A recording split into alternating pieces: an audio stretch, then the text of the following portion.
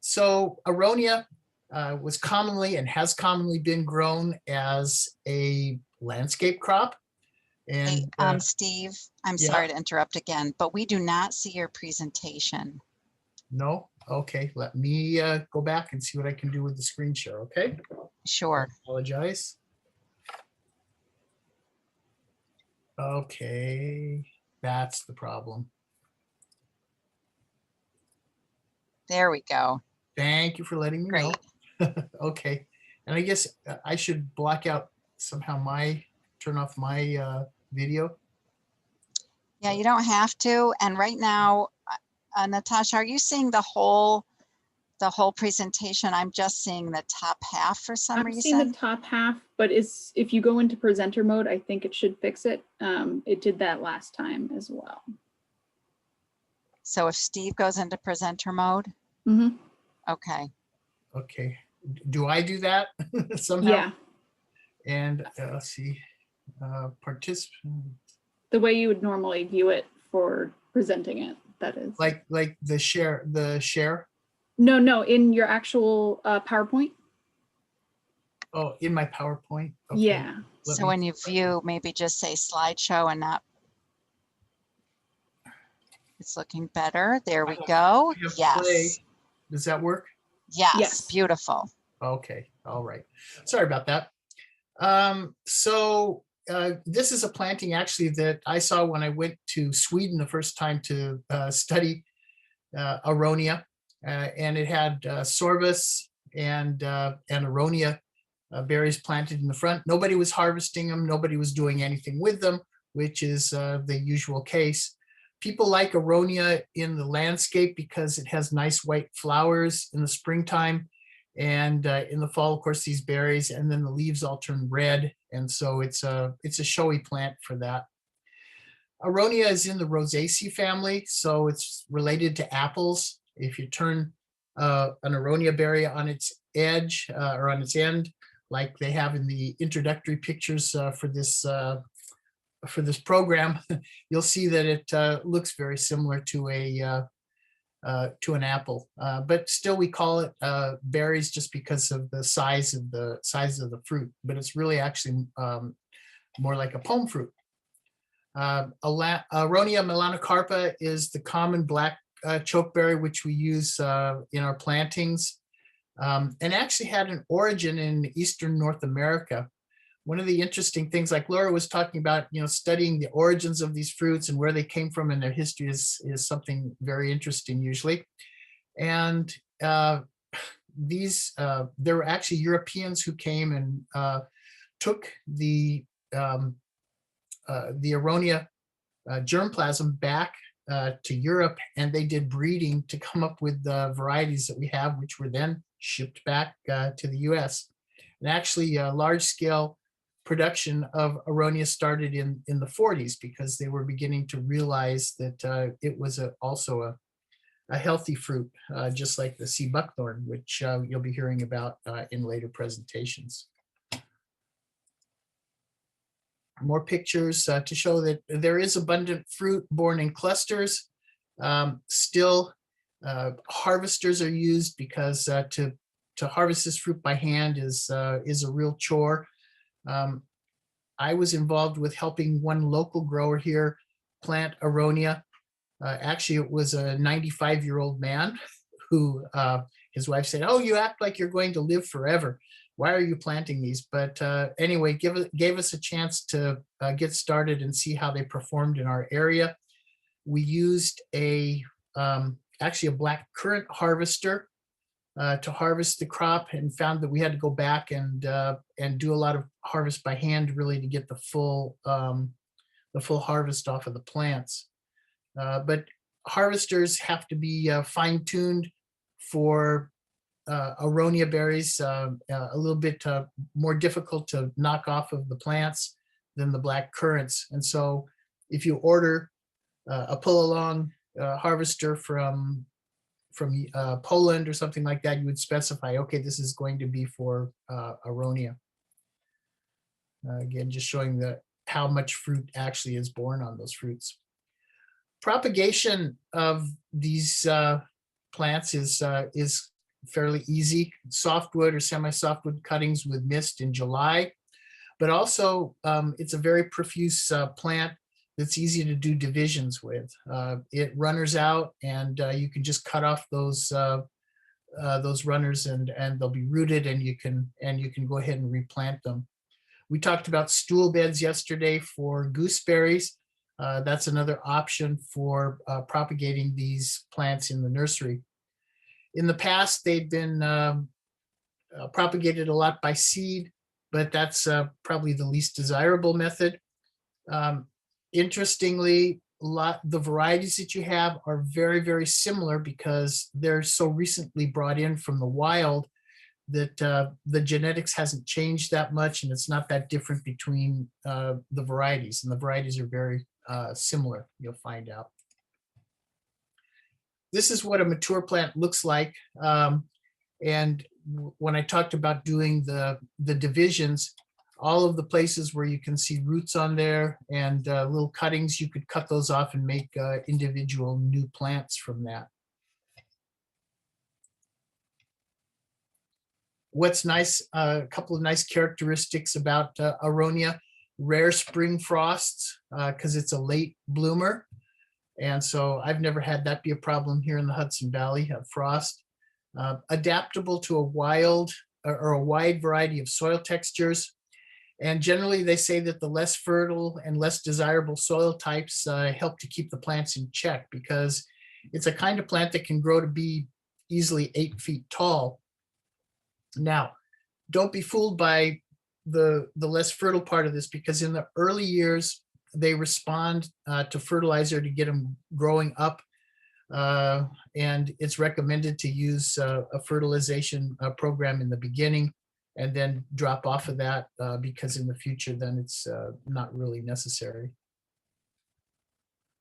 They do have shallow roots, and so you don't want to cultivate near them. The plants grow so thick that they actually crowd out most of the weeds that are underneath them. So you just need to worry about weed control in the alleyways. You plant them 80 centimeters to about 1 meter apart. And the fruit, sometimes if it bears early, can bend the branches over during that 3 to 4 year period. Just take that into consideration. You may have to do some pruning of bent branches at that time. Once they get to be 5 to 7 years old, then you begin your pruning routine of removing some of the biggest branches. In the large plantings, they use those pneumatic pruners and just reach them down into the plant and cut the largest branches off to try to keep the center somewhat open. And another option that they use, which sometimes they do with the ribes, is to, especially black currant and red currant, is to cut the plant down completely to the ground every few years. The problem with that is that you get a lot of bushiness, because you can imagine as you cut it off, you got a lot of growing points there, which will shoot up. So the selective pruning is actually considered more desirable. And here's an example of where they have pruned some of the mat of this plant, and you can see various places where there are stubs left, and new shoots, of course, will come out of those stubs. And like I say, it's so prolific. You can see in here that you could remove a lot of these runners that are in the base there and start new plants from them. So I know one time I bought a plant from Weeks Berry Nursery in Oregon, just one plant, and I got 10 plants out of that one plant by the time that I did the divisions that were very easy to do.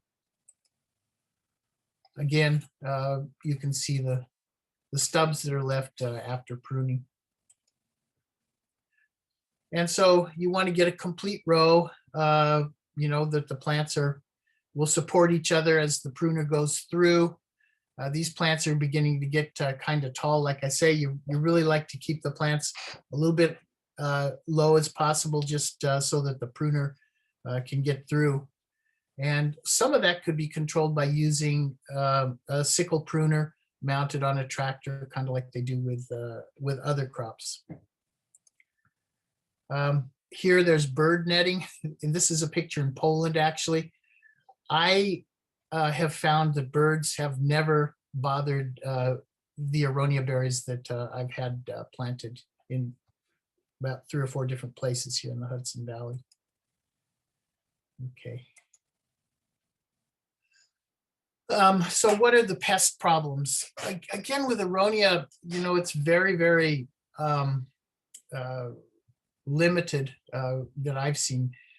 Aphids sometimes can come in the spring times on the shoot tips, but if you leave those alone without spraying, eventually you get the natural predators come in and take care of that problem. There's a potential risk for fire blight because it is a pome fruit. But again, I've never seen fire blight. I had fire blight close by on some quince bushes, but it never seemed to transfer over to the Aronia berries. There's a plant bug, which I know I'd given to Greg a number of years ago and never got properly identified, but I find that to be my biggest problem with the plants that I've got here, because what they'll do is they'll take the lower layer of cells off of a leaf and leave it kind of not exactly skeletonized, but without the parenchyma cells in the bottom part of the leaf, and that's what they feed on. And so it's a real flat kind of a plant bug. And like I say, unfortunately, I don't have an identification to tell you what it is, but that's my biggest problem. Leaf-eating beetles are a possibility, things like Japanese beetles, but again, I haven't really had beetles come and entirely eat leaves off. It's just these plant bugs that slide across the bottoms of the leaves.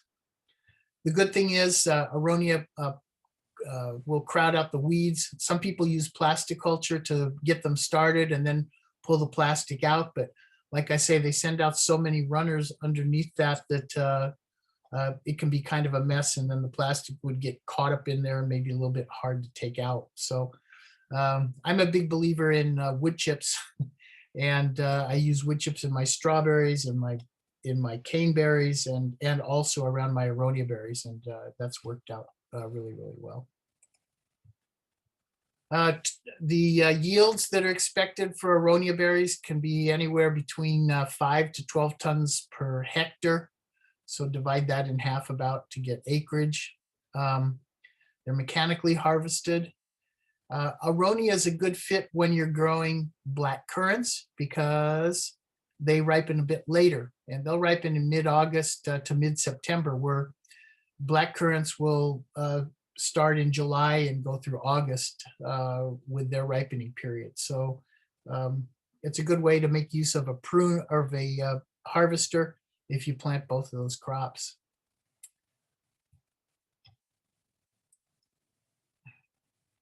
Okay, so for processing, freezing, it's really easy to do IQF with them without even doing anything, because the berries are so tough and hard that they freeze up, and they are easy to separate without even having to put them on trays or anything like that. So they'll freeze up really well. They can be immediately processed into puree or juice. And again, I really like to use my infusion method, since I don't have money for a press, and using the enzymes to break down the cell walls and all of that kind of stuff. So just throw them on a small scale, like most of us are. If you want to do processing, if you have a steam kettle, it's a really wonderful tool for making this syrup, and then to eventually make juice and other products like ice cream that use that flavoring. One year I made ice cream bars using Aronia ice cream, and then chocolate covered, and then dipped in infused berries with nuts, and they were excellent. So cooking the Aronia will mask the astringency. Okay, so these berries actually, they pucker your mouth. They're astringent. Sometimes, well, they have bitter notes and also quite acid. So they, sugar and the grape juice concentrate do a good job of masking that astringency. This upstate Aronia grower who I've been working with and known for the past few years tried this year to market Aronia, fresh Aronia in clamshells. And that trial fell flat on its face, even though the market that was targeted was Russians and East Europeans who were living in the Coney Island area down in Brooklyn. But it didn't really work out. In fact, and here's another characteristic about the Aronia. Those berries were picked in August. They were taken to New York City, where they were in a warehouse for a long time in cold storage.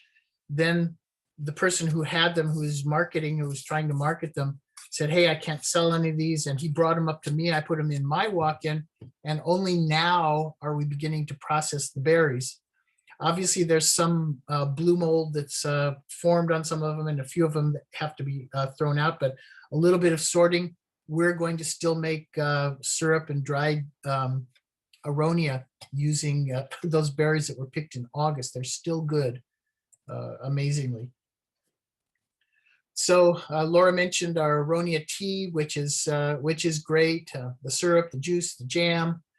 I mentioned the ice cream. Another really nice thing to make these Aronia berries palatable is to coat them in chocolate. So if you have a panning machine to chocolate coat, you can take your infused berries and put them into that panning machine, and you get these nice round berries pop in your mouth with the chocolate and the infusion. They taste great. Another way I think that these could be marketed would be a substitute for raisins to put into your oatmeal, because they have characteristic kind of like raisins, and when you infuse them and dry them, it's makes a good addition. There was a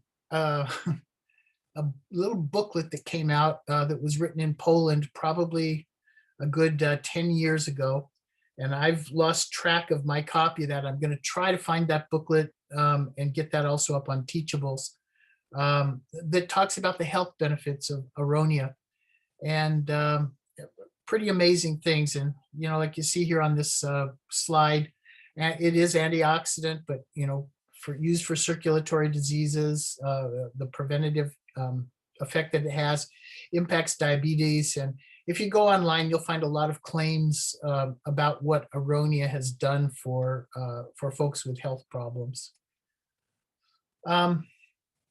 There is an American Aronia Berry Association. It used to be called the Midwest Aronia Berry Association, but they have annual meetings. And if you join this association, you can get the most recent articles that are coming out about the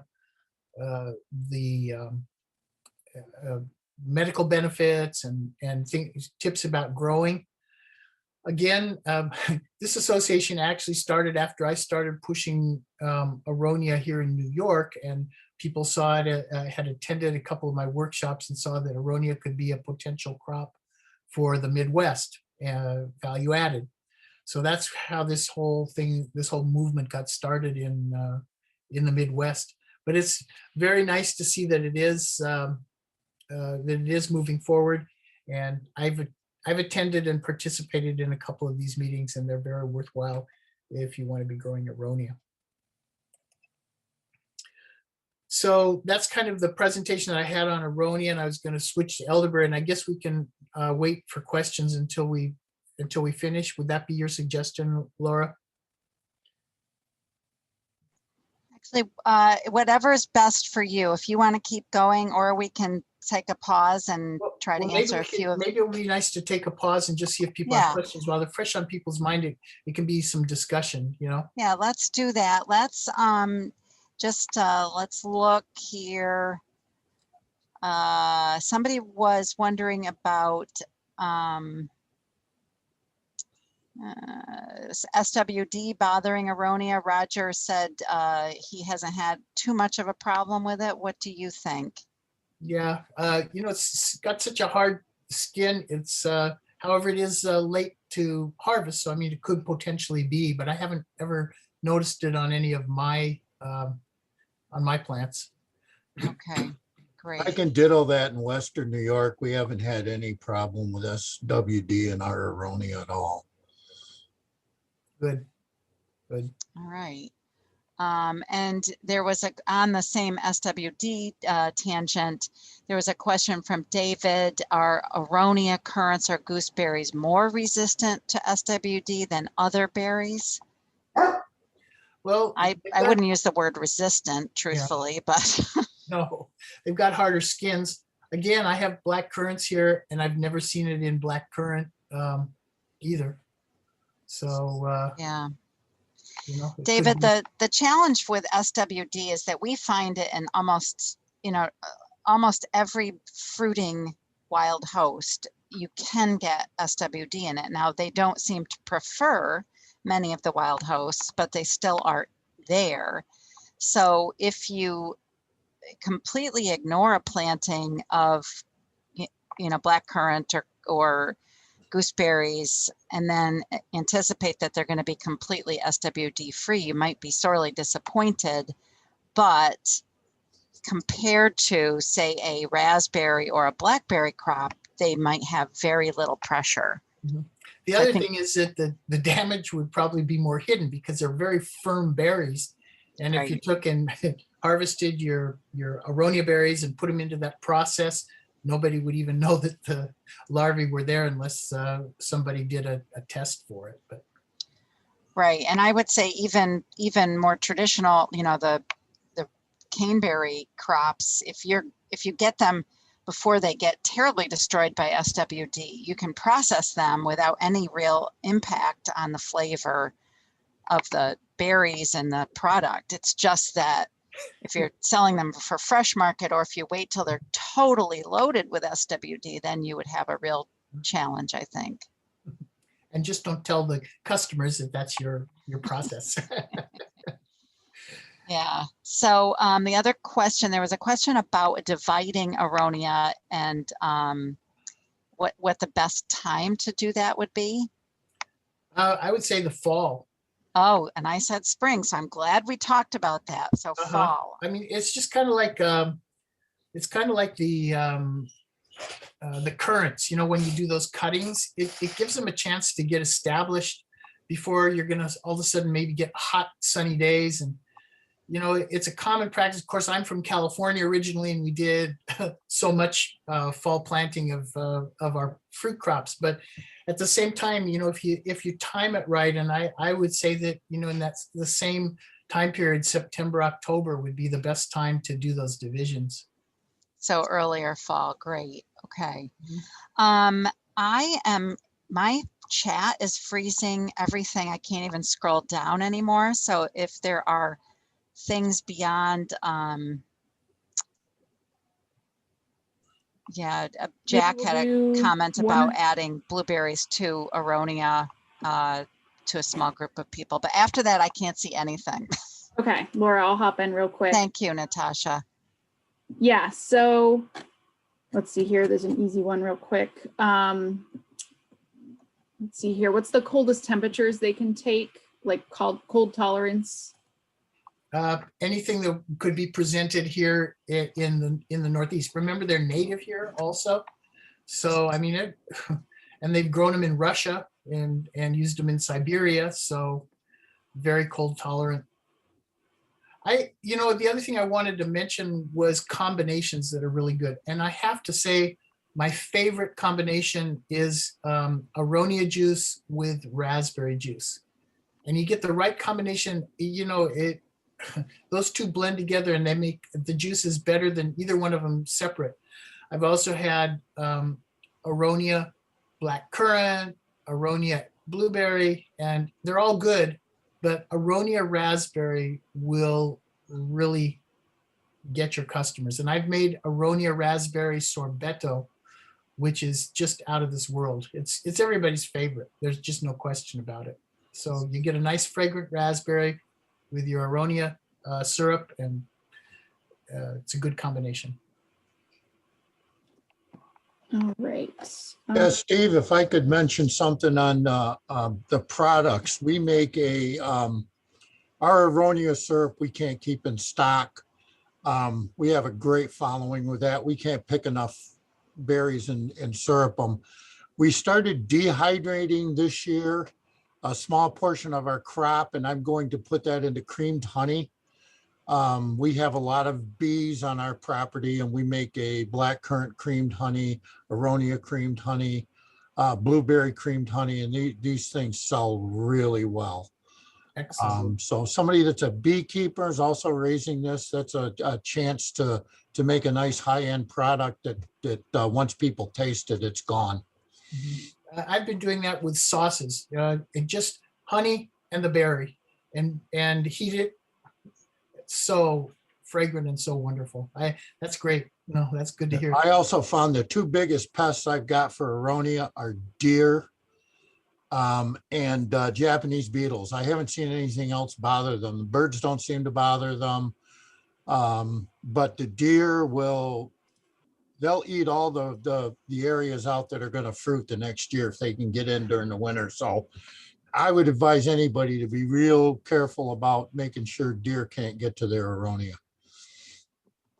Rabbits too, when they're real small, the rabbits will cut them right off at the ground. But Yeah, once the fencing's up, no problem. Right. Steve, Good there's a point. question about Aronia varieties, about comparing different varieties. Right. And that comes up often. But you know that the Nehru variety, they did research at Oregon at the germplasm repository. They found that to be the most highly productive. You know, and again, you might want to check with the Aronia Association and look on there and see if there's more recent research. But like I say, what they found with Aronia is that they're so closely related genetically that there's just not that much difference between the different varieties. All right, I think that most of the others, and we'll go back through there, most of the other questions are mostly comments. There are a lot of questions about using the different fruit in, you know, different kind of processing situations, which are a little bit beyond the scope perhaps of this presentation, but we'll try to get to it if we have a chance. And I do want to just say that the questions about spotted wing Drosophila, we definitely have seen some assistance by hummingbirds to keep the population low, but it is still, I would not call it something that we could rely on for 100% control. So if you're more concerned, if you're interested in spotted wing Drosophila, we actually have a really good presentation next week in one of the berry sessions, and with some information from Greg Loeb talking about some of the research that's been done with predators and things. And I'll also put in the chat box when I find it a link to Hannah Barak, who's from North Carolina, has done a ton of work and compiled them into some really great, very concise webinars that are recorded. And so if you're struggling with SWD, as most fruit growers are, I would encourage you to go there for that information, but I'll try to put that in the chat box. And I think I don't want to get us too bogged down in Aronia for a second. I want to keep moving on to elderberry and kiwi, and then we'll come back to some of these other questions. So don't fear if we didn't get to your question. Okay. All right, elderberry, Caprifoliaceae, mouthful to say the family name. At any rate, I've been impressed with how the popularity of this of products made with this crop has been growing. And you know, you walk into the store, you never used to. You might have to go to a health food store to find some of these nutritional supplements that are made with elderberry. But now, I mean, you go into Walmart and there are 2 or 3 choices of elderberry products. So definitely, it's a coming and in crop. There are 13 species native to North America. And so each geographical area kind of has its own species. The Sambucus canadensis is the common one that we've used for cultivated crops, and varieties such as York, Nova, Adams, number 1, number 2, and Johns are common. Sambucus nigra is the European type of elderberry. And I've found that Samdel and Samel are the most highly recommended varieties. These two came out of a breeding program in Denmark. And actually, I had the pleasure to be able to import about 7 different varieties of theirs from that Danish collection. And these two were the ones that stood out as far as flavor of the flowers and the quality of the fruit. So I had a planting of these in my test planting here in Hudson, and got some of that material to Norse Farms, and so now they've propagated it, and it's quite available. Hashberg is the variety that is grown in Austria, and so just another one of the varieties. Fruit of the elderberry is produced on a cyme, so it's a big cluster of fruit. I was amazed when I went to, when I visited in Guatemala, and in fact, all over Central and South America, that they had lots of elderberry growing. Especially they used it to make fences, natural fences. The problem was that a lot of the folks thought that it was toxic, which of course the stems and the leaves are toxic, and the green fruit is toxic, and the seeds are toxic. But if you heat treat the fruit, there's no problem because the cyanide goes away. But huge clusters of nice grayish blue fruit, and they were just cutting those down, and lots of malnutrition in a lot of those countries. And so one of the projects that I did through one of the H2A projects, like Laura was mentioning that I do a lot of work with H2A. Some of those workers, when I visited their town, I showed them how to make some simple syrup and juice and flavor their yogurt with the berries. And actually about 3 or 4 people have actually started sustainable businesses harvesting that elderberry instead of letting it go to waste. So that was a real positive thing that happened with some of my work. This was a Danish publication that shows what those elderberry plants or elderberry fruits look like. Propagation is easy with seed cuttings or divisions. If you do hardwood cuttings, you take about 3 of those opposite buds. Remember that the bud arrangement on elderberries is opposite, so 3 node cuttings, and you place 2 of those nodes below soil level, and grow them out for 1 year and transplant them the following spring. I got about a 50% rooting in the Sambucus nigra cuttings that I worked with. Callousing happens easily. These can be stored in gravel in February and March before they're placed out for rooting. I think that there are big advantages to doing the cuttings in the fall, early fall, September, October, and you'll get a higher percentage rooting. You have to be careful when you try to root these in water because they decay easily. There's a lot of wood that is kind of soft and flakes off and it rots. So if you're going to try any rooting in water, you need to be careful with that. Softwood cuttings can be done in June with mist. And of course, tissue culture is another method. This is what a 1 year rooted cutting looks like. Note that there are some nice buds here at the crown of the plant that are going to be shooting up and making additional shoots as that plant grows out. Just like Aronia berries, elderberries are nice because you don't have to worry about spring frost as a problem. It's probably the latest berry to blossom besides your everbearing or day neutral strawberries. Likes to have a drained soil with a pH of 5.5 to 6.5, so slightly on the acid side, and a sandy to a heavy clay loam is a possibility. A lot of times you find the wild elderberries growing along stream banks or drainage ditches to be close to that water. But again, they don't like wet feet.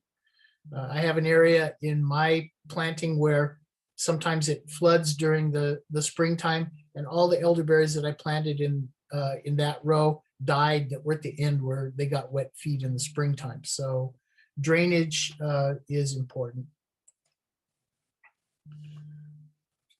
Okay, so what you want to do is to plant as many elderberries per acre as you can to start. There's a new planting system that's being used where you plant a row with all of the plants close together, and then you let them bear on current year's wood, and then you take a sickle mower and just cut them down.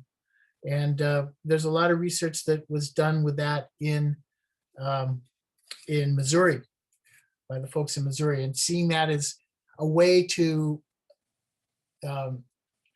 save on labor. And what happens, you get more uniform sized cymes that all come kind of at the same time. And so it just makes it more or an easier commercial crop when you can use that method. At any rate, planting 75 centimeters to 1 meter spacing to start with. And after 3 to 4 years, as the bushes get big, if that's the system that you're going to use, you can cut away every other bush. Some nitrogen, getting these established is important, but again, like Aronia, not the fertilization is not as important as the plants are mature. Maintain 6 to 8 canes per plant and try to renew those canes annually. Kind of similar when you think about pruning a blueberry bush. And it's the 1-year canes that will be the most fruitful. Rye and white clover crop is used in Denmark in order to seed in your alleyways if you choose to do that. So here's some pictures from one of the manuals from Denmark showing the different stages of growth. When they're finally fully mature, you've got a lot of canes, and you're going to select out some of those canes every year to get renewed growth from the crown. Okay, so here I mentioned a couple of the varieties that they use for those methods of planting and cutting back every year for the current year's wood bearing are Wildwood and Gordon. Those were varieties that were selected in Missouri. You have to check and see if they'll work in your area. Here in Zone 5, where I am in Hudson, those 2 varieties have worked just fine. So there are a few diseases and insects that cause problems. In Denmark, they have problems with aphids, botrytis on the flowers or the fruit, and these eryphrid mites that cause the leaves to wrinkle up. Birds can be a problem. If you're growing elderberries in a place where you have a lot of bird pressure, my recommendation would be to consider growing them for the flowers, because the flowers definitely do have a market. Now, when you grow elderberries for flower, you got to be very careful about the variety that you use, because our canadensis varieties and the flowers on the wild elderberries around, when you use them to try to make elderflower syrup, the flavor profile is not good. They tend to have kind of a smell like urine, so very undesirable. And that's why I recommended those other two varieties of Saml and Samdel, because they're the ones that have that nice fragrance, that nice elderflower fragrance. And very easy to do, by the way. You just use ascorbic acid and in a little water, and then that extracts the fragrance. Okay, tomato ring spot virus spread by nematodes and pollen has been a problem for the canadensis. The Niagara has been shown to be a bit more tolerant to that. Steve, can I jump in just on that particular thing? I'm sorry to interrupt you, but Sure. I just wanted to make a point about this particular virus. We have seen a tremendous upswing in virus in other berry crops, and most of them are nematode carried. So I probably should have put more information in that site selection about trying to do some kind of assay or soil test information to try to see if your field had nematodes. But it's becoming a real problem, and I wouldn't just assume that you don't have nematodes in your soil, even if it hasn't been cultivated. So I just wanted to kind of raise the alarm a little bit about that. I don't want to get people freaked out, but it is definitely a problem. Oh, that's a good point. My biggest pest when I was growing these trials was with there's an elder borer beetle that bores in the springtime, and it causes all of the flowers to wilt and die off. Now that life cycle of that pest is that they drop down in the form of larvae into the soil, and then they overwinter, and then they come back up in the springtime. So whatever you can do to destroy that overwintering group of insects is a good thing. Mildew can be a problem. Again, I haven't had that on my plants. So when you look at the list here, this elder borer beetle is the one that was the biggest problem that I had. And of course, I do mention spotted winged Drosophila. Elderberries have a softer fruit than the black currants and the Aronia, so has a potential to be more of a problem. The production of elderberries is pretty amazing. In Denmark, they claim that they get 20 tons per the acre, and 4 to 12 tons have been recorded per acre in New York. Okay, flowers, like I said before, you have to pick those that have good aroma, and that's very variety and species dependent. With the fruits, you go and you pick the whole cymes. The way that they freeze is that they have tumblers that they throw those cymes into, and that separates the stems from the actual fruit. Obviously, the stems are stringent and do need to be removed, so that's a consideration. Ripening time is August through September, and on some varieties, uneven ripening of the cymes can be a problem. Like we said, if you do the method where you cut off all of the branches every year and let new ones grow up, then you get more of an even ripening if that's a problem. Okay, berries are often frozen with the stems, like I said, and then you use these cylindrical barrels to destem the frozen fruit. Frozen fruit can be stored or used immediately, and juice can be extracted, and the stems and seeds added to, and it shouldn't say stems, it should say the fruits, not the stems. The fruits and seeds can be added to yogurt or dried for nutritional bars or used in ice cream. So again, this can be done with a steam kettle. The biggest problem is that you do have to separate out the stems. There's an example of one of the, that's Sampu, which is in that Sam series of elderberry varieties, which we chose the Saml and Samdel. Sampu was not as good.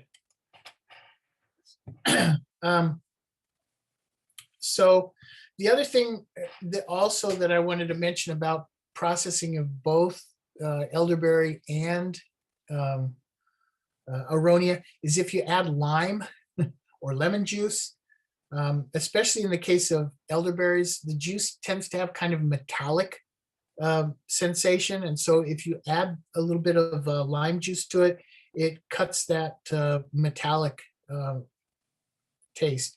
And of course, sweetening it will reduce the astringency. Elderberry, like Aronia, is used for food coloring, juices, soft spreads, wine. Elderberry and elderflower wine are both made. In fact, I had some elderflower juice that fermented and then turned into vinegar, which was wonderful. Nice accident. Okay, so this is something that's kind of old that I lifted from an article at one point where it talked about elderflowers becoming a potential rival for echinacea. Since echinacea tends to overstimulate the immune system, elderflowers and elderberries don't have that same kind of a reaction in the body. So I mentioned, and I want to get these up, like I said, on the teachables, is this pamphlet that was done in Missouri. This is actually made in 2012, but still lots of good information. It's AF 1017, easy to download from the doing a search also. And then this other one, the Growing Elderberries Guide for Vermont and the Northeast, is also, it's very complete, and that was done in 2016, so it's a little bit more recent. So that's the end of the discussion that I have. So we can, I guess, do questions.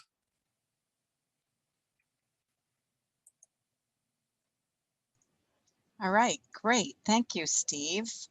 Let's just see if we have, there was a bunch of discussions about the differences in both pest resistance and maybe wintering between Sambucus nigra and canadensis. Also some questions about whether or not both should be cut to the ground. Can you comment at all about that? I'm not really familiar with any further research. And they were using those two varieties where they were cutting down to the ground. So again, I would say that it would be something that you could experiment with. You know, a year or two worth of trials would give you the answer to that. And just that's the other thing, is to order varieties of a variety of varieties and see which ones are adapted to your climate. It's kind of like with strawberries. You know, some strawberries taste and do different, are perform differently and better or worse in various locations. And so that would be my suggestion. Yeah. And do you know canadensis can take 30 below zero? Do you have an idea of how cold the European varieties can take? Well, those European varieties are grown in Poland, and I know they've had that kind of temperature there, so I would say that it would be similar. Right. And I'm wondering, do you know whether or not that variety trial that you put in both in Ithaca and in Geneva, are they still there?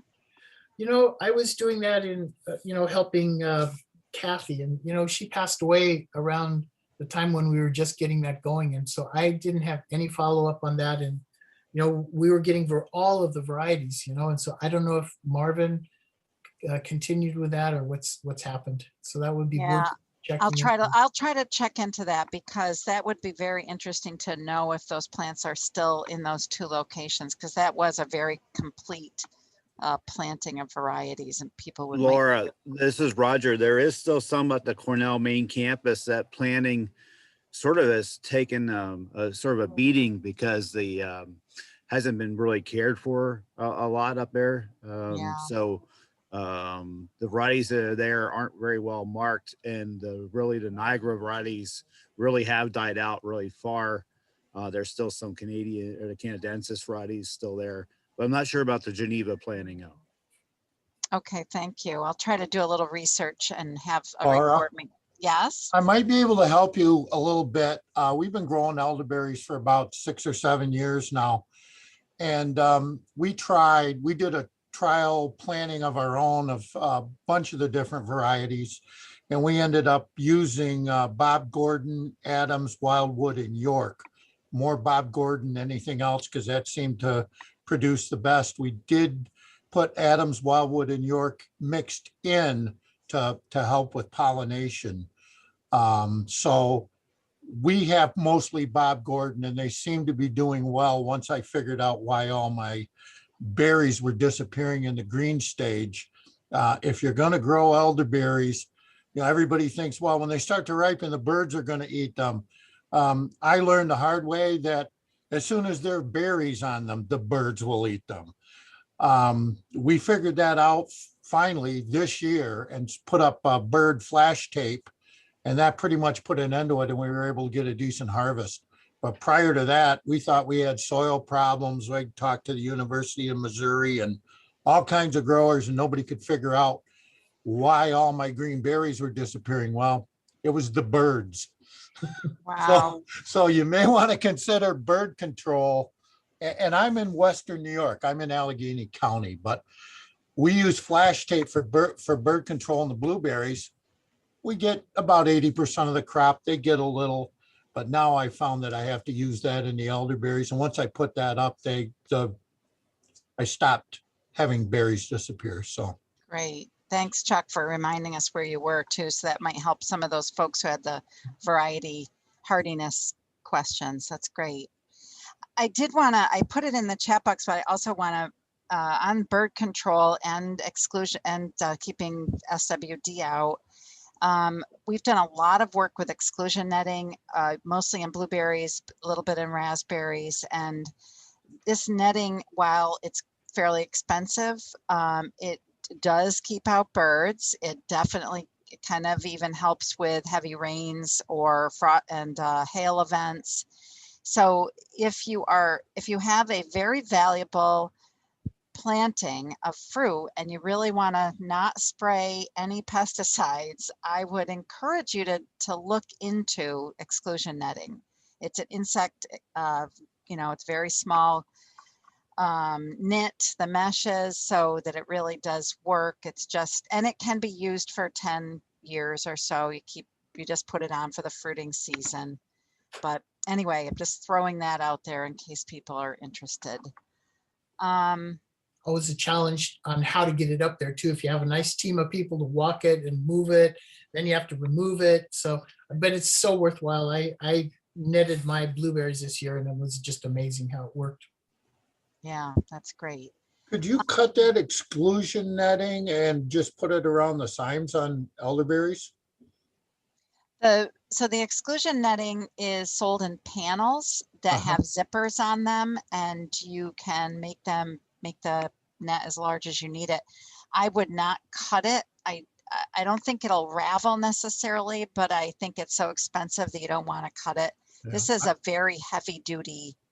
Okay. I'm a one-man operation, and putting up netting over 400 elderberries or my 600 blueberries or my 600 Aronia bushes is just out of the question. Yeah, I mean, it's true, you would definitely need help. We did about a half an acre this season and had a very elaborate support system that we put in, and they're trying to get some. I think the goal of this is, like with high tunnels, is to use some of these exclusion technology and try to get some NRCS cost sharing for some of this. It's not available yet, but I know that there's definitely been effort to try to get NRCS to help with some of that. The flash tape has really helped with me as far as birds. I mean, birds, they yeah. get a small amount of, the blueberries and that, but flash tape I would recommend for the price of it. If your biggest problem is birds, try that, because it not only disorients them, but it makes a noise that when you're in there picking in it, well, the wind blows a little bit, you swear somebody's sneaking up behind you. But it does seem to really work well on birds. Interesting. So there were a couple other questions here about exclusion netting on a hoop house, and it is tricky to keep a hoop house from heating up. That you are not kidding, especially if it's a small house.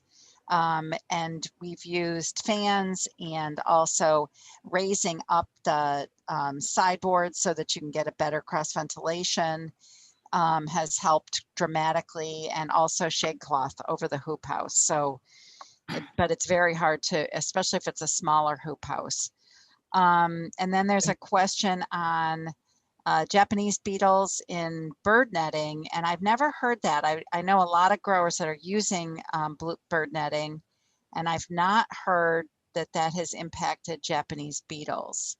So that's a new one. I would say also you have to be careful about wind, elderberry they think is wind pollinated more than insect pollinated. So if you start protecting them too much, then you stop the pollination process. Yeah, that's the trick with using this with raspberries, is that we have to make sure. In blueberries it's easy because you put it on right after the berries, the flowers drop. But in things that have a longer bloom period, it could be a challenge. But it really does, for spotted winged Drosophila anyway, it goes up after berry set. Okay, I think that is, I'm going to keep trying to scroll through this so that afterwards we can make sure we get everything. Oh, there is a question about you selling any cuttings or propagation material, Steve. At this point, I don't have, that's an on and off thing with me. Sometimes I do, sometimes I don't. Okay. But I could always, deal with cuttings on Titania or, some of those black currant varieties, but, it's building up again. Let's put it that way. I may have I that. sold a lot of rooted elderberry cuttings in pots, depending on size, between $5 and $10 a plant, and sold them at the farmer's market, and they didn't last very long. Yeah. People are tuned into elderberries and they want a couple plants in their backyard. So people might be curious also about the syrup. Just to show you an example, I have this one bottle is a tall bottle that I use. This happens to be black raspberry. And then I have this squattier bottle. Great. And then for the vinegar, I just have used a vinegar bottle. This happens to be red currant vinegar. Very nice. A quick question about planting in the alleyways. It's perennial rye and white clover. Is that correct? That's what they used in Denmark. Yeah. Okay, great. Laura, somebody threw something on the chat about dried Aronia berries. And we dry them and then turn them into a powder. And yeah, they get hard as little pebbles, but you can put them in a blender and just chop them up and turn them into powder if that's what you're looking to do. We sell the powder for people that want to put it in smoothies, and we also use it to flavor our honey. So. All right. And do you, for that kind of a specialty crop, do you have to get some New York State kind of inspection for the kitchen that you're doing that in? Yeah, in your a home kitchen will work. Home kitchen. Okay, great. All right, I think that we have kind of exhausted most of that. We had one question about clay, and I'm trying to find that question again. I just know that somebody had about clay tolerance for elderberries were relatively clay tolerant, maybe, but wondering about Aronia. I think that was the question. I just can't find it now. Yeah, the main thing to really remember though is drainage is so important, because none of these things will grow with wet feet. There you go. Yeah, that's the key. All right, I am going to let Steve get back to the hardy kiwi part of the presentation. Hopefully I'll be able to get that pulled up here. Here it is, hiding down in the corner. And while you're finding that, I'll just say that we did have a fair amount of questions when we started publicizing this course.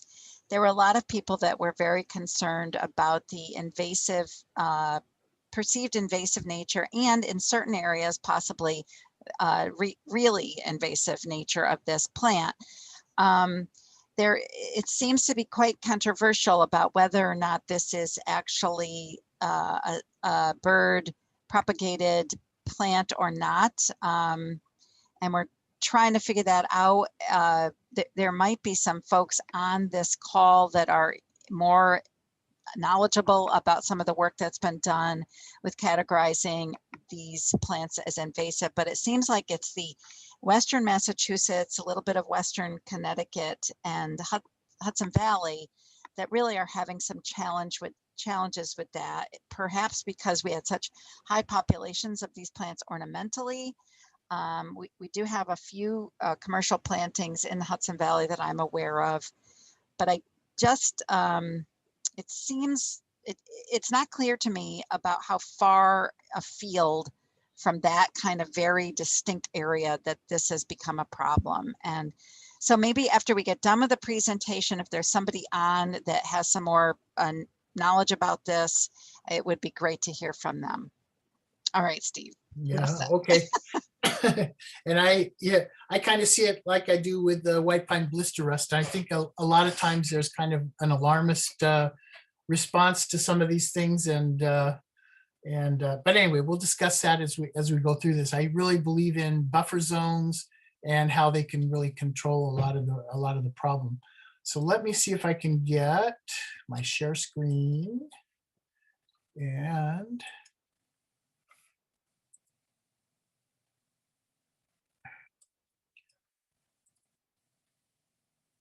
did it work? Yep. Yes, it did. Yep. Okay, very good. Okay, so I have been actually growing hardy kiwi for probably, I don't know, 25 years on my plates. And sometimes I get fruit and sometimes I don't. I think one of the biggest problems with hardy kiwi is it's very hardy to get through the winters, but then in the springtime, if you get a frost, then it can wipe out the crop. So that's one of the things. Very disease and pest resistant. I've actually never had any disease or pest problems on the kiwis that I've had. I just this past year planted an area instead of on trellis with an arbor, and so I'm going to see how that goes. Right now, I have 3 rows, and between those 3 rows, I have a space large enough that I'm planting strawberries, some day neutral strawberries that will last probably for at least 3 years or so until the kiwi begins to shade everything out. Reports of hardiness to minus 25 degrees, but spring frost is a problem. I have found that the Acai and Red Beauty tend to be more precocious and go out of that juvenile stage into an adult stage producing flowers faster than some of the other varieties. But those two groups are the ones that seem to bear the soonest. Many varieties are available with a lot of different colors and textures. Another important point is that you need to match a good male pollinator with the female varieties, because the only one that's self-fertile at this point is the Acai. So here is a summary of varieties.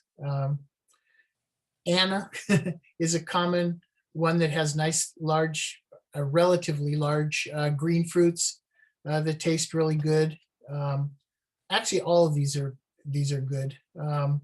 Arctic Beauty, Acai, and Ken's Red, all popular varieties that are easy to find online. Okay, so planting and spacing. You generally like to space the plants about 8 to 10 feet apart. One male can be planted with 8 females around it. There shows the pattern. And so you could have a double row of female or of females, and that the thing that says F should be actually an M, and I apologize for that. Because the females are the X's on that planting pattern. I found that my problem with growing kiwis at the beginning was over pruning and trying to make them come into perfect form. I found that if I let them grow for a couple of years, just basically up the trellis and then spread out, that they came into bearing finally. And so more limited pruning helps them to get to that adult phase of growth a lot faster. Generally, what you want to do is to prune back 1-year-old branches. Those are going to be the ones that have the fruit on them, to 8 to 12 buds, and that's where you're going to have your fruit. Pruning back the males in the summertime after flowering will stimulate new growth, so that they can so you can have more flowers mixed into the trellis. I like to start when I have young plants that I'm just starting to train, start from the bottom of the plant and move my way up the plant, because then you can get rid of extra cordons that you don't want to have growing up, and control it to the cordons that you want to have on the trellis or on the arbor. And like I said before, less pruning in the earlier years will help to make the shift from juvenile to adult wood happen faster. Kiwis tend to be very productive. Each individual vine can produce up to 100 pounds of fruit per year, but an average yield is more roughly like 50 pounds per vine. Both fruit size and total yield are highly dependent on the cultivar. Fruit left to ripen on the vine has an 18 to 25% sugar content at the time of harvest. So they're very sweet. And I think that's why people like them so much. And, package them in baskets and or in clamshells, they're very saleable. This shows some of the variety of different kinds of fruits that you can have with these kiwis. The flowers, and then just some pictures of the fruits actually ripening. Here's that Ken's red. It is a brilliant red color. So some of the fruits tend to be elongated, and then the other ones are more round. Okay. A mature planting. The place where I was aware of a large kiwi planting was in Pennsylvania, and that was where most of the commercial kiwi fruit was coming from. And some of you folks may update us more on what your plantings are like, and any other commercial plantings, because I'm not really in tune with that myself. Again, here's an arbor where they're growing over the entire ground area. Okay, so here was, I pulled up some of that information about the invasiveness of these fruits, because it turns out that Minnesota, I believe it was, did a big lot of research on this, and then there were some information that came out of Massachusetts also. So anyway, they called it the invasive hardy kiwi rather than just saying hardy kiwi. So they want that to get kind of brainwashed into people's mind, like just the same way that ribes equals white pine blister rust equals death to white pines. At any rate, they have the descriptions.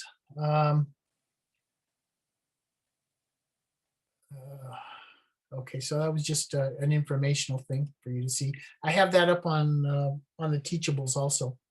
So anyway, in this study that they did, they talked about use management practices that promote healthy vines, maximum fruit yield with a minimum of invasive potential. So these were some of the steps that they mentioned: giving regular pruning to promote healthier vines and development of fruit-bearing wood.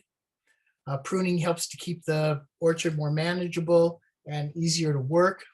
I think that some of the instances that they showed where the vines had gone wild and kind of taken over in other areas was where I think that there was a house that burned down, and that there had been kiwis there, and that they had somehow spread out into the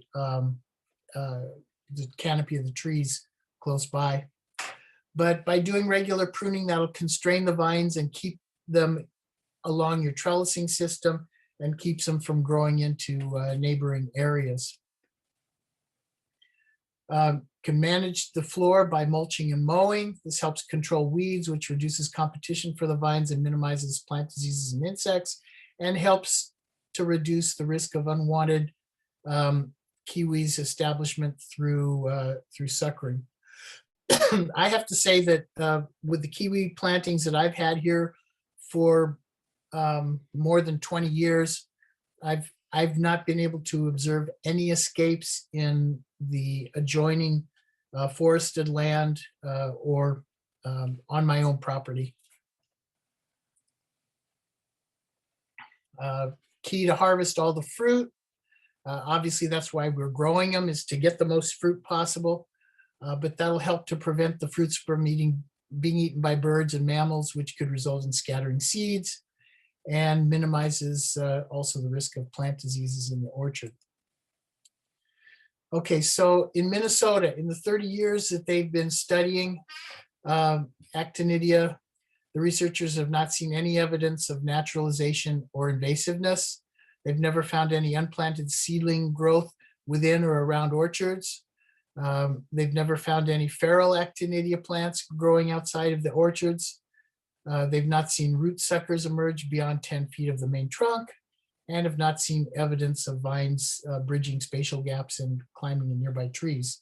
So, you know, I'm only familiar with what I've read online about these instances in Massachusetts and close by here in the Northeast, but it looked like it came about from, you know, plants that were abandoned and kind of went wild. But anyway, I think that those could be good jumping off points for us to have discussion about this. And that was the presentation that I had put together about the kiwi at this point.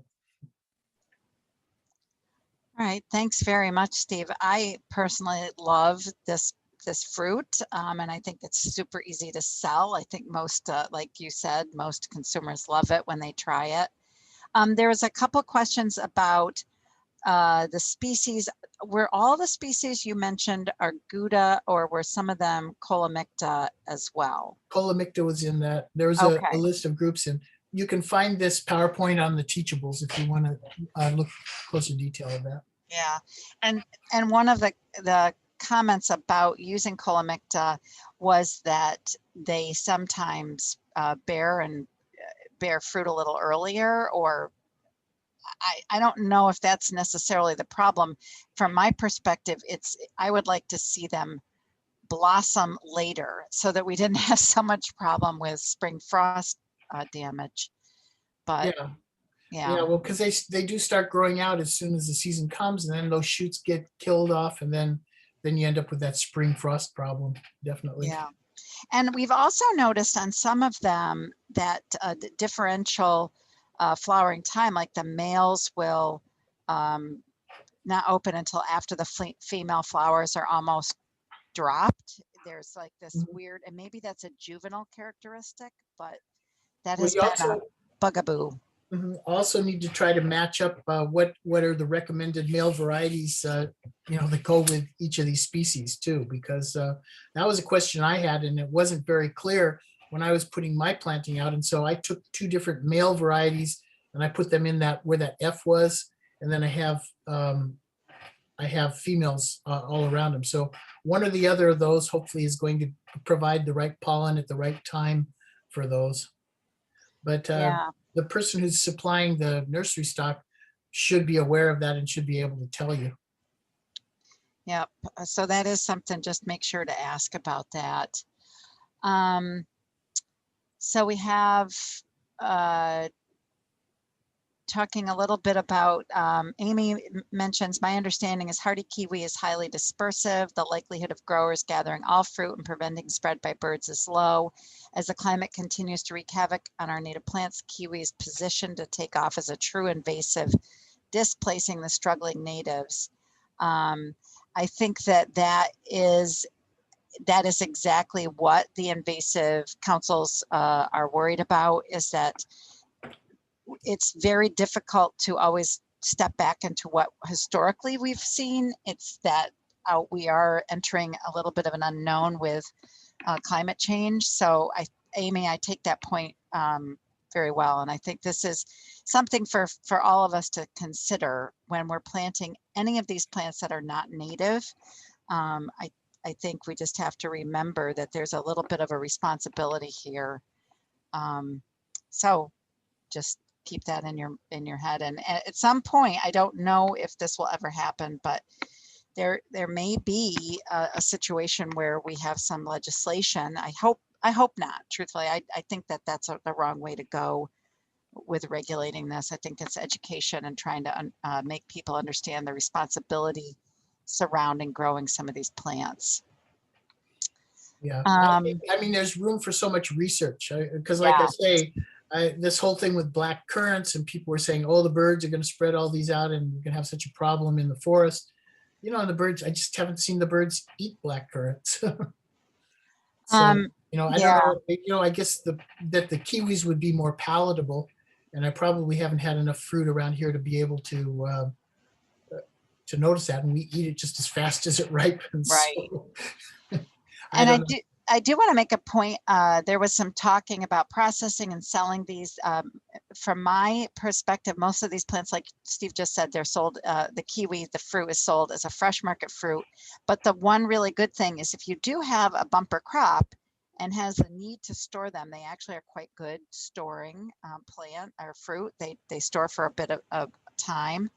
And they also do ripen. So that's something that you could, a way to kind of, if you've got an excessive amount of fruit, a way to handle them, pick them before they're completely mature and then store them. Dig is saying that his have not flowered after 6 years in the ground. And I have to say that has been some of the challenge with some of the growers that I've been working with, is it just takes a long time for them to reach a maturity, you know, a actual flowering and fruiting maturity age. So keep waiting. Mine never bore until I stopped pruning them for 2 years. And after 2 years of not pruning, I went out magically, wow, these are loaded with fruit, you know, so I learned my lesson. You know, we as horticulturalists like to see everything tidy and neat and, you know, pruned a certain way. But I think with kiwis, letting them, once you get them up that, up the stake, letting them go wild, there's something to it. Linda has a question about mechanical harvesting of both elderberry and kiwi. Is there such a thing? That's why they're trying to develop that system of cutting the elderberry down every year to the ground, because one of the dreams is to be able to come up with a harvester that could be able to harvest, go down a row and harvest those. As of right now, that doesn't exist, and I'm sure it doesn't exist for kiwis either. There's a question about how long can you wait before installing a kiwi berry arbor when first establishing the planting? I would say at least a year. Yeah, I've seen them actually, a grower that probably waited 3 years, a little bit long, but it didn't seem to hurt the plants too much. Mhm. And then there's a question about growing kiwis in high tunnels. Feel like that's, from a frost protection standpoint, I don't know if high tunnels are the most cost effective way to do this. So it would not be my first go-to method. I tried some other frost prevention methods, air movement, smudge pot, you know, anything else. One of my thoughts that I'm going to be trying on mine if I have a problem is to use irrigation water and to, you know, mist the plants. So Yeah, water. that's a great idea, Steve, because they've got those micro Right. irrigation now, so the droplet size is so much smaller. you Right, get, and I know some people have used that successfully around here, so that's in the back of my mind. If I see that that's a problem, I'm gonna be installing that over the top of the arbor. oh, that's great. Okay. Eric is wondering about how deep kiwis are rooted. That's a good question. I had to transplant some kiwis when I was adding on our restaurant, and I had a backhoe come in here and dig those out and transplant them for me. At that point, he dug down about 3 feet, and there were roots down there. Yeah, I mean, it's a big, vigorous vine, so I bet they're, I think they go pretty deep, and that helps with the irrigation question during the summertime. But in establishment, irrigation really does help. I have kind of a sandy soil where I had tried to transplant, and I had some young men help me with doing that planting, and we didn't get in there and irrigate properly in the early part after that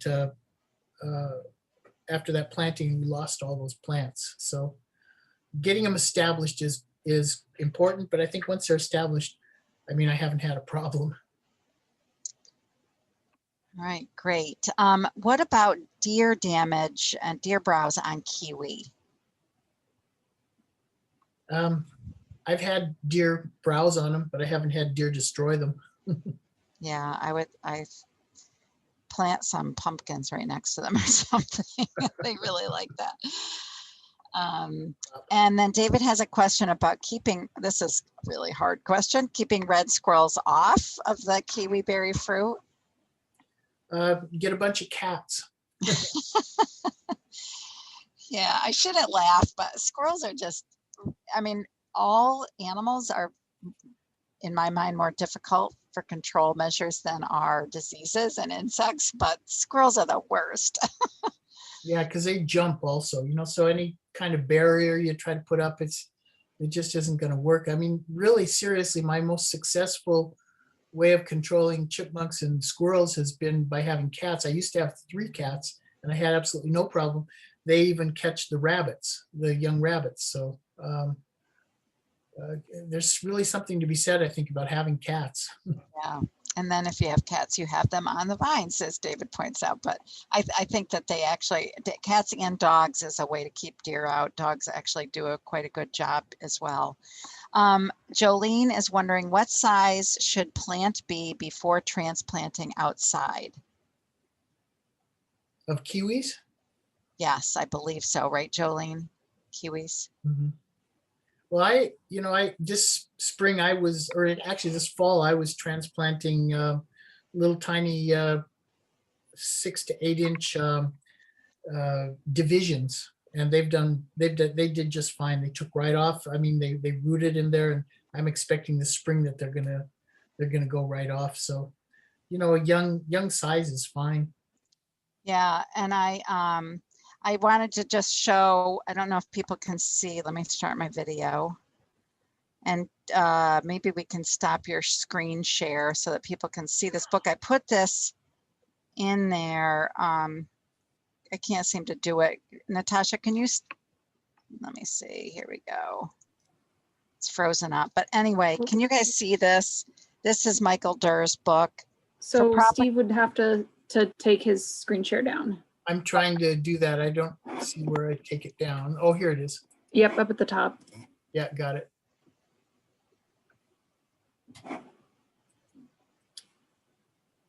So you have to go into Zoom to stop sharing. Okay, there it goes. All right.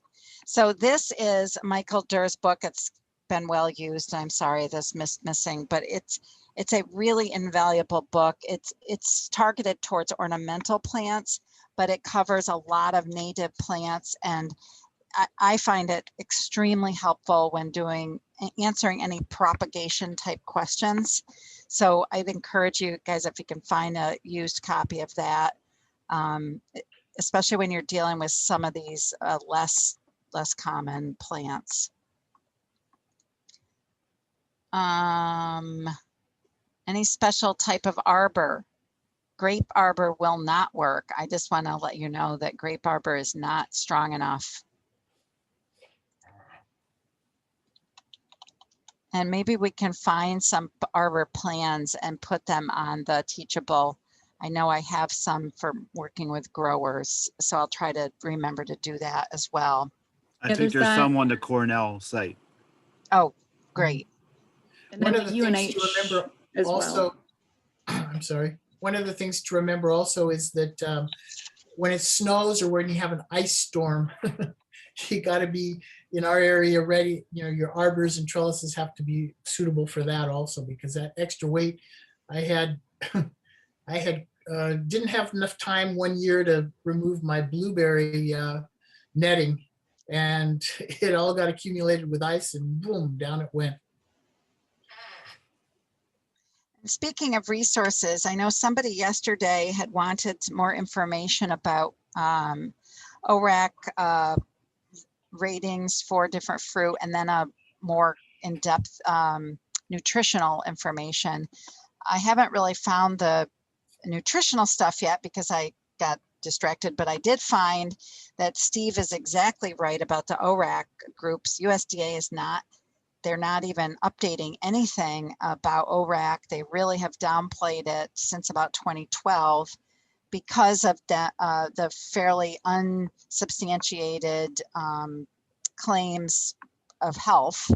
And I know that the Blueberry Council is working hard to fund studies that support this kind of claims, but USDA is still not updating that information specifically about the ORAC units, but I still on my mind to find that nutritional info.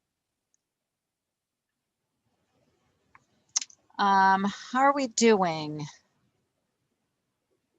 I think we've got most of these questions answered, and oh, Brian, anytime you're trying to do some kind of specialty pruning, I would look into anything that kind of gives you information about making SBAs. I don't have a good resource for that, but I think if you Googled that a little bit, you might be able to find something for those specialty kind of pruning things. Oh, and there was a question about nannyberry, which is a viburnum, which we had not planned on talking about. And because we have just a few minutes, does any of our teachers, I don't know much about nannyberry except that it's a viburnum. I've never tasted it or anything. So I'm just wondering if anybody has any input on nannyberry for human consumption.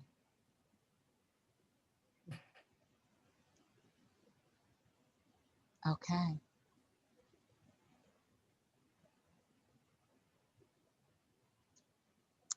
Well, there's some more information, but Roger doesn't grow that one. There is a site, oh, it gets its name because berry smells like a male goat. How appealing. Having married to a large animal vet and plenty of opportunity to smell billy goat.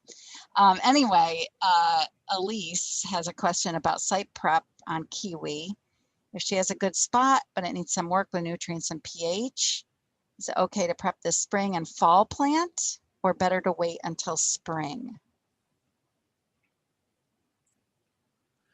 I really like fall planting. And like I say, I fall planted my kiwis. I had my kiwis started in pots, and they were about 3 feet tall. And my soil prep took place during the summer, and I planted them this fall.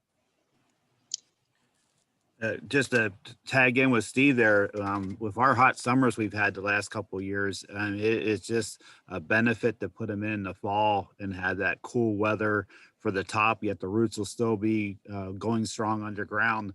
But by putting them in the spring and then having to water, 100 plants or something like that, it's just been sort of a detriment to our planting in this area.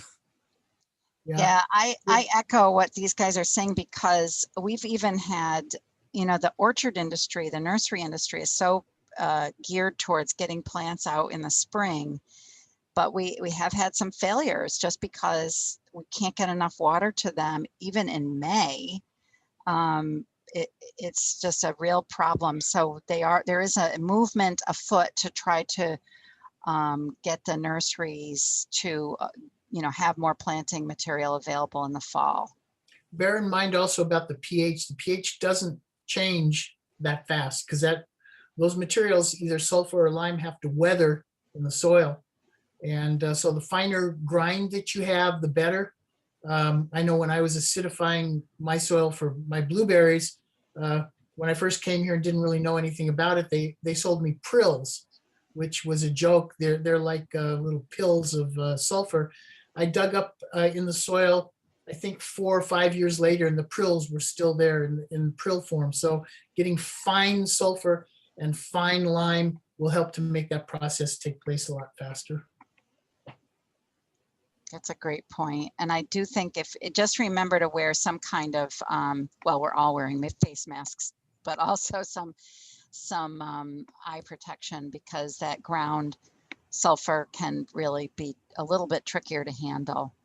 There's a question, and I've got to send this list of nursery sources out to the speakers, but we will have a more comprehensive list. There's on the Teachable site shortly. I have a kind of a jumping off point that I'd like these guys to weigh in on before I put it up there, but we will have it.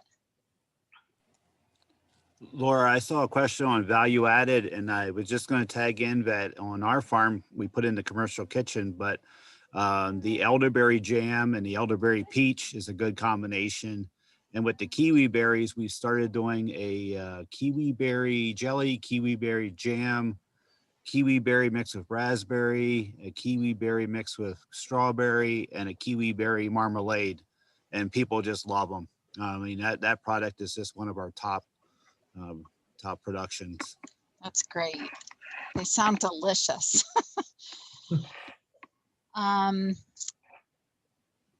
There was a couple of good pieces of information about nannyberry that maybe we'll try to go back and kind of include in a easier to read form than just reading the chat, because I don't know much about that plant at all, but that's nice to have that additional conversation. We are going to try to, we've had a couple of requests for information on beach plum, and we'll try to include that in the last session. And hopefully we'll get all of this stuff covered. Well, I don't want to belabor this, but there's some more information, questions about American mountain ash. Adrian had asked, and I don't know of anybody. Steve and Roger and Eric, do you guys have any knowledge of commercial growers of mountain ash, whether they're American or European, for the fruit, not for ornamental purposes? I've grown some of it, but just like little small trees, and ordered my my trees from Oregon. What's the name of the grower? My 68-year-old mind doesn't work as well as anymore. Is it Northwoods? Northwoods Nursery, yes. Yep. And so you have to be careful because those tend to be very bitter, and but they've developed varieties that are a little bit less bitter than the native ones.